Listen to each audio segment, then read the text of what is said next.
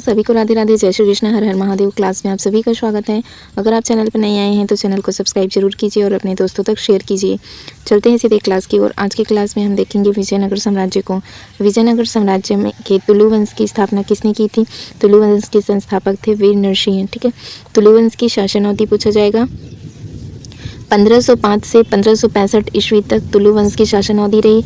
तुलु वंश की स्थापना वर्ष 1505 ईस्वी में किसने? वीर नरसिंह द्वारा की गई थी। ठीक, और वीर नरसिंह की मृत्यु कब हुई थी? 1509 ईस्वी में हुई थी। वीर नरसिंह की मृत्यु हो जाती है 1509 ईस्वी में। फिर देखिए, तेलुगु के प्रमुख कवि जो श्रीनाथ है वे किसके दरबार में रहते थे? ये रहते थे देवराय द्वितीय के दरबार में। ठीक है, किसके दरबार में रहते थे? देवराय द्वितीय के दरबार में ये रहते थे। फिर चलते हैं, फिर देखिए कि तेलुगु के प्रमुख कवि हैं श्रीनाथ, किसके दरबार में? देवराय द्वितीय के दरबार में रहते थे। श्रीनाथ द्वारा रचित पुस्तक का नाम पूछेगा तो आप क्या कहेंगे? हरविलासम है। ठीक है, हरविलासम किसकी रचना है? श्रीनाथ की रचना है। श्रीनाथ को देवराय द्वितीय ने कौन सी उपाधि दी थी? कवि सार्वभौम। ठीक है, कवि सार्वभौम की उपाधि दी थी किसने? देवराय द्वितीय ने। किसे दी थी? देवराय द्वितीय ने दी थी श्रीनाथ को। भारत में स्थित एक प्रसिद्ध मीनार, चार मीनार का निर्माण कौन से वर्ष में हुआ था? 1591 में हुआ था। ठीक है, ये कहाँ मिलेगा आपको? हैदराबाद तेलंगाना में स्थित है चार मीनार। 1591 में इसका निर्माण हुआ था और इसको बनाया किसने था? निर्माण करते थे सुल्तान मोहम्मद कुली कुतुब शाह थे।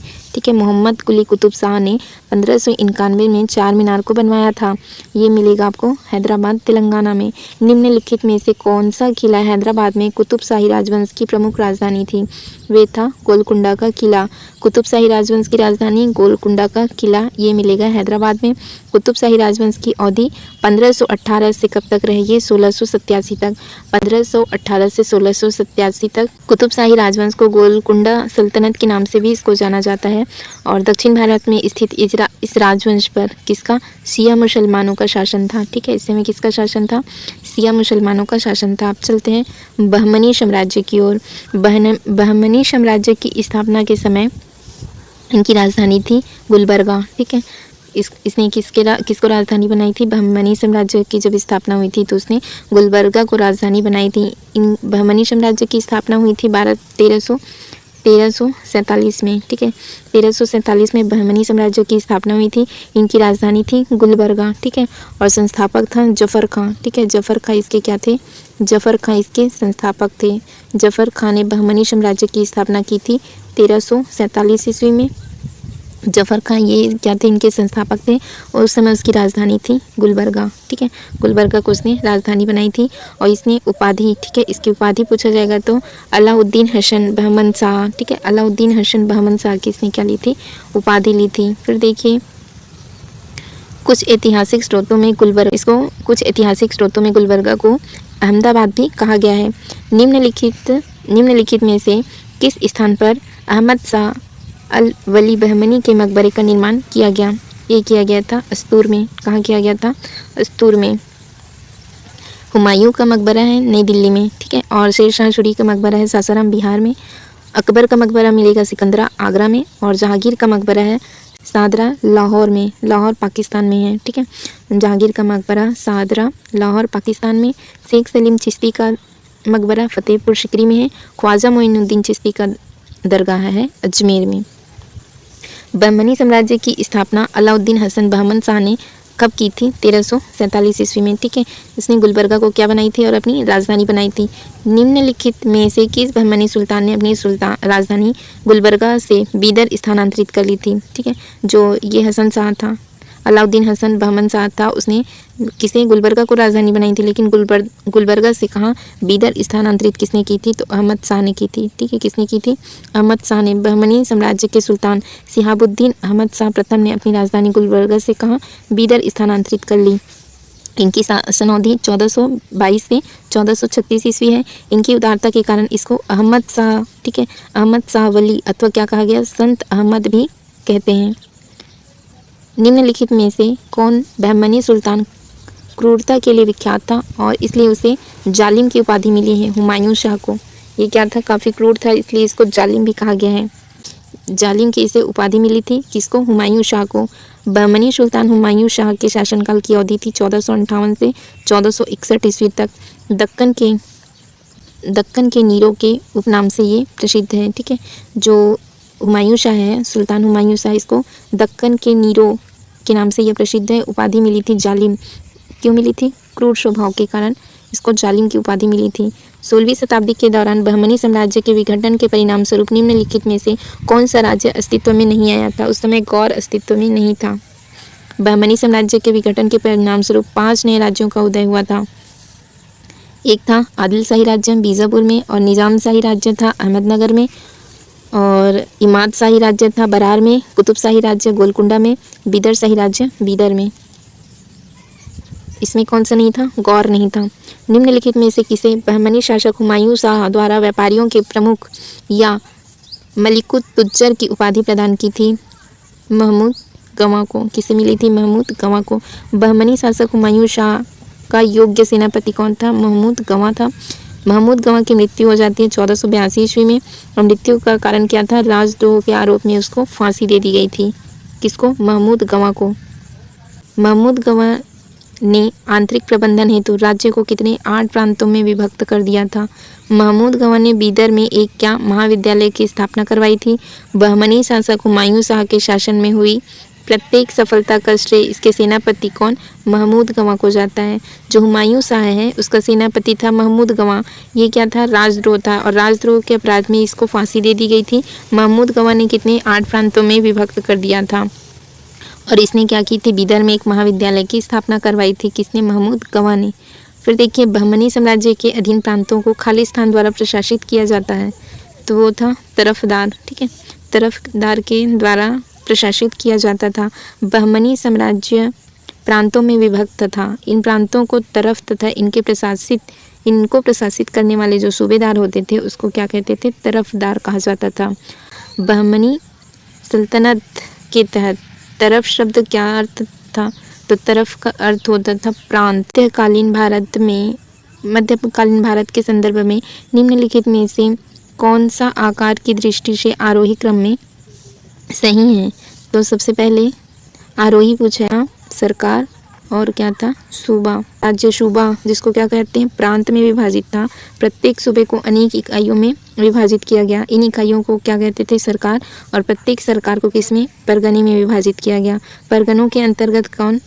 ग्राम आते थे। ठीक है, तो इस तरह से क्या आएगा? परगना, सरकार, फिर आएगा सूबा। ये सही अनुक्रम है। और हम अगर छोटे से बड़ा पूछा जाएगा यही, तो सबसे पहले क्या आएगा? सूबा आएगा, फिर सरकार आएगा, फिर क्या आएगा? परगना। ठीक है, ये हो जाएगा अवरोही क्रम में। अगर इसी को अवरोही क्रम में जमाना हो तो कैसे जमाएंगे? अवरोही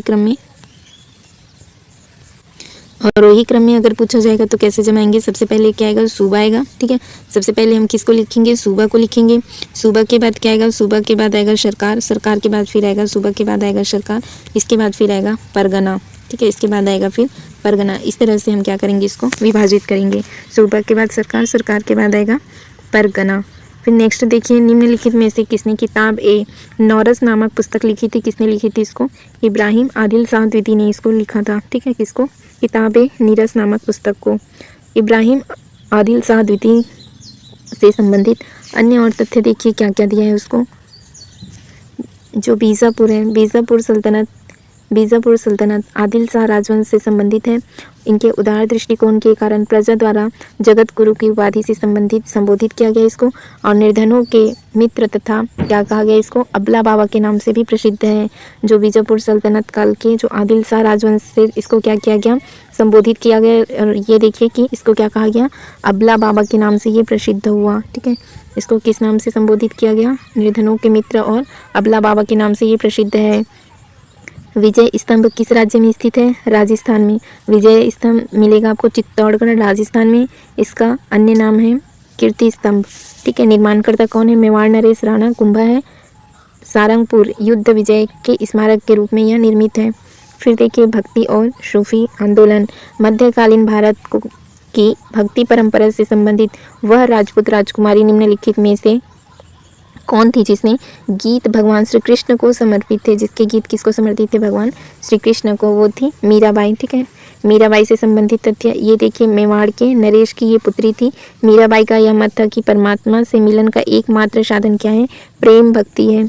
मीराबाई ने अपने काव्यों में भगवान श्री कृष्ण से प्रेम, सहचर एवं पति मानकर क्या किया, उसने चित्रित किया है। और मीराबाई ने भगवान श्री कृष्ण की भक्ति के संदर्भ में राजस्थानी एवं ब्रज भाषा में कई गीतों तथा वेदों की क्या की, उसने रचना की है। मीराबाई के भक्ति की गीत क्या है, मीराबाई के भक्ति के गीत पदावली कहलाते हैं। मध्यकालीन भारत में भक्ति परंपरा आंदोलन से संबंधित प्रमुख संत कौन कौन से थे? भक्ति आंदोलन से संबंधित सूरदास जी हैं, चैतन्य महाप्रभु हैं, गुरु नानक जी हैं, तुलसीदास हैं, रैदास हैं, ठीक है, इसको रविदास भी कहा जाता है। और कबीर, संत कबीर, ये सभी क्या हैं, भक्ति आंदोलन के प्रमुख संत हुए हैं। फिर देखिए, निम्नलिखित में से 7वें सिख गुरु कौन हैं? तो गुरु हरराय जी ये हैं 7वें सिख गुरु। सिख धर्म के प्रवर्तक हैं गुरु नानक देव। और सिख धर्म के प्रथम गुरु गुरु नानक की वाणी गुरु ग्रंथ साहिब में संकलित है। सिख धर्म के अंतर्गत कितने गुरु हुए हैं? 10 गुरु हुए हैं। यहाँ पर देखिए, गुरु नानक सबसे पहले गुरु नानक देव जी हैं, फिर गुरु अंगद, ये दूसरे गुरु हैं, तीसरे गुरु अमरदास जी हैं, चौथे गुरु रामदास हैं, 5वें गुरु अर्जुन देव, छठे गुरु हैं हरगोविंद, 7वें गुरु है गुरु हरराय, 8वें गुरु है हरकिशन जी, 9वें गुरु है तेग बहादुर, ठीक है, और 10वें गुरु हैं गुरु गोविंद सिंह। तो इस तरह से कितने गुरु हो गए? सिख धर्म के 10 गुरु हैं। अजमेर शरीफ निम्न में से किस सूफी संत की दरगाह है? ख्वाजा मुइनुद्दीन चिश्ती की दरगाह है, ठीक है, अजमेर में। भारत में चिश्ती परंपरा की नींव शेख उस्मान के शिष्य जो ख्वाजा मुइनुद्दीन चिश्ती ने रखी थी। और चिश्ती परंपरा का केंद्र खानकाह, ये कहाँ मिलेगा? अजमेर में था। सूफी संत ख्वाजा मुइनुद्दीन चिश्ती की दरगाह अजमेर शरीफ या ख्वाजा साहब अजमेर में स्थित है। सहजिया संप्रदाय जिसका प्रारंभ 10वीं और 11वीं शताब्दी में हुआ था, सामान्यतः ये किससे संबंधित है? ये आरंभिक भक्ति परंपरा से संबंधित है। सहजिया संप्रदाय आरंभिक भक्ति परंपरा से संबंधित है। सहजिया शब्द का अर्थ क्या होता है? वे लोग जो आसान मार्ग का क्या करते हैं थे? अनुसरण करते हैं। सहजिया संप्रदाय भक्ति आंदोलन से जुड़ा है।